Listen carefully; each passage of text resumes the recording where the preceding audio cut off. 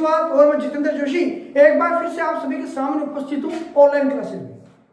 पिछली क्लास में हमने टॉपिक शुरू किया थे उत्पादन के साधन और उनका वर्गीकरण किया था। 5 प्रकारों की हमने बात की थी, उसमें से 2 प्रकार हमने कर लिए थे। बचे हुए 3 प्रकार आज हम करेंगे, लेकिन उससे पहले एक आपके लिए संदेश कि वीडियो को लाइक शेयर करना ना भूलें, और यदि अभी तक आपने चैनल को सब्सक्राइब नहीं किया है तो चैनल को सब्सक्राइब कर ऑल के बेल आइकन को भी प्रेस करें। आपके लाइक्स, कमेंट और सब्सक्रिप्शन हमारे लिए हौसला अफजाई है। कोई इतनी बड़ी जो है वो हमें इनकम प्राप्त नहीं होने वाली है यूट्यूब से, जैसे कि आप सोचते हैं। वो बहुत दूर जाके जो होती है उसमें लाखों करोड़ों में जब सब्सक्राइबर्स होते हैं तब, लेकिन हम तो आपके लिए सेवा कर रहे हैं, तो इस सेवा में आप जो है वो अपना सहयोग लाइक शेयर के माध्यम से दे सकते हैं। तो चलिए आज जो हम तीसरा टॉपिक शुरू करते हैं। कल हमने जो है वो श्रम और भूमि 2 कर लिए थे। अब जो हम करते हैं पूंजी, नंबर 3 करते हैं हम पूंजी। और पूंजी को के यानी कि कैपिटल के लिए यहाँ पर के यूज किया गया है, के द्वारा बताते हैं। अगर मैं इसके संकुचित अर्थ में पूंजी का करूं कि संकुचित भाषा में पूंजी क्या है, तो नगद वित्त यानी कि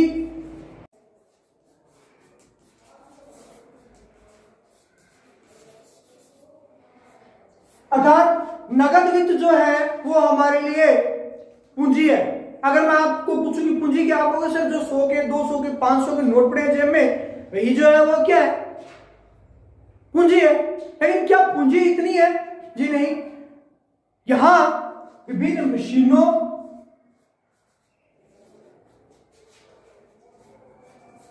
व यंत्रों को भी पूंजी माना गया है।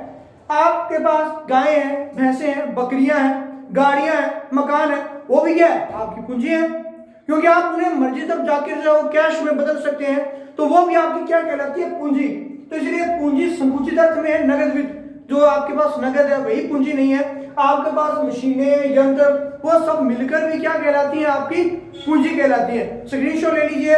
चौथा प्रकार करते हैं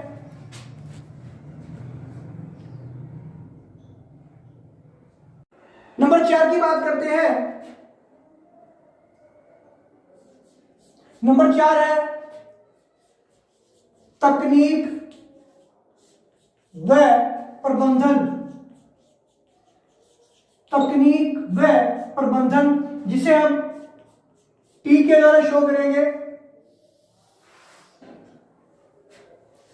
तकनीक व प्रबंधन, इनकी सहायता से उत्पादन का संगठन किया जाता है। तकनीक व प्रबंधन की सहायता से उत्पादन का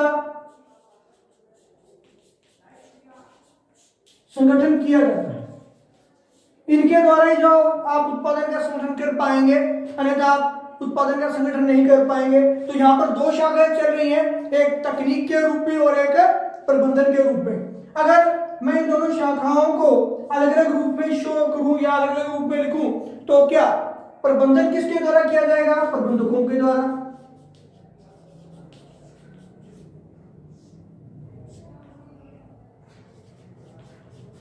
जबकि तकनीक का प्रयोग कौन करेगा, तकनीशियन के द्वारा।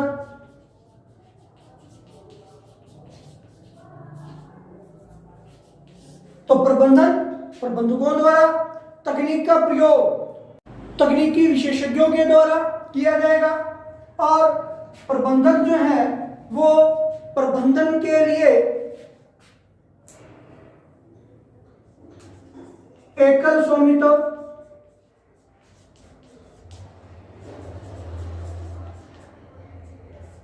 साझेदारी आदि तरह की प्रक्रियाओं को या निगम भी बना सकते हैं, इसको निगम रूप में,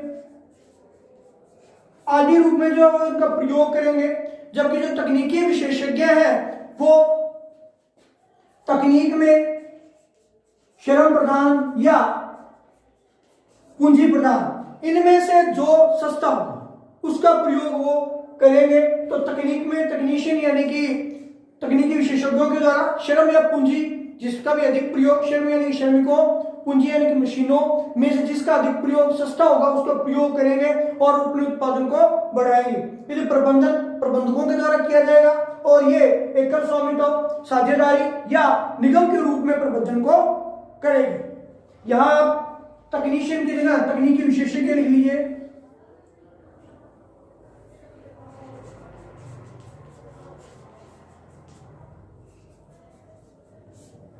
अब आप इसका स्क्रीनशॉट ले लीजिए। पिछले स्क्रीनशॉट ले लिया होगा आपने। पांचवा प्रकार आता है साहस या उद्यमशीलता, जिसे ई के द्वारा शो किया जाता है, ई के द्वारा बताया जाता है। देखिए उत्पादन जो होता है उसमें उत्पादन करने के लिए साहस की आवश्यकता पड़ती है। उत्पादन में विभिन्न प्रकार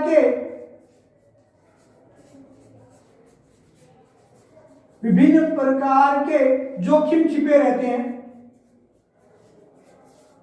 आप में से बहुत से जो है वो व्यापार से जुड़े होंगे, आपके घर परिवार के सदस्य, तो आपको पता होंगे जोखिम के बारे में। चलिए मैं ज्यादा दूर नहीं जाता हूँ, व्यापार की बात नहीं करता हूँ, हम कृषि संबंधित बात कर लेते हैं। तो कृषि में भी जोखिम रहता है लगातार, हमें मानसून का जोखिम रहता है, जो टिड्डियों का या अन्य किसी बीमारी का प्रकोप का जोखिम हमेशा रहता है। तो उत्पादन में विभिन्न प्रकार के जोखिम व अनिश्चितताएं रहती हैं।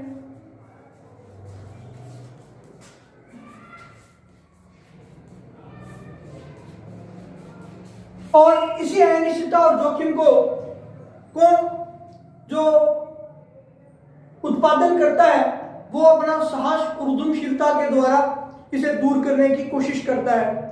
यदि देश में समाजवादी अर्थव्यवस्था है या पूंजीवादी, यह भी निर्भर करता है जोखिम को वहन करने की शक्तियों को। यदि समाजवादी अर्थव्यवस्था है तो उसका जोखिम क्या होता है? कम।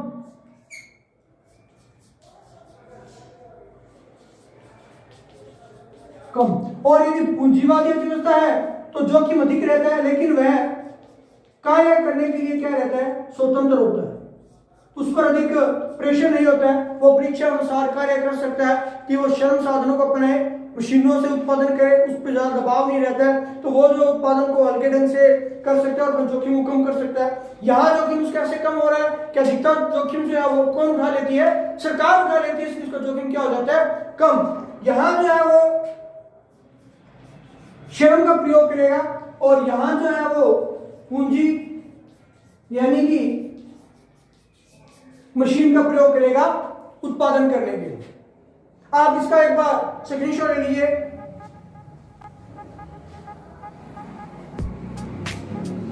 आपने स्क्रीनशॉट ले लिया होगा। आप इसी तरीके से हमारे साथ बने रहे। आपका दिन शुभ रहे। जय हिंद, जय भारत।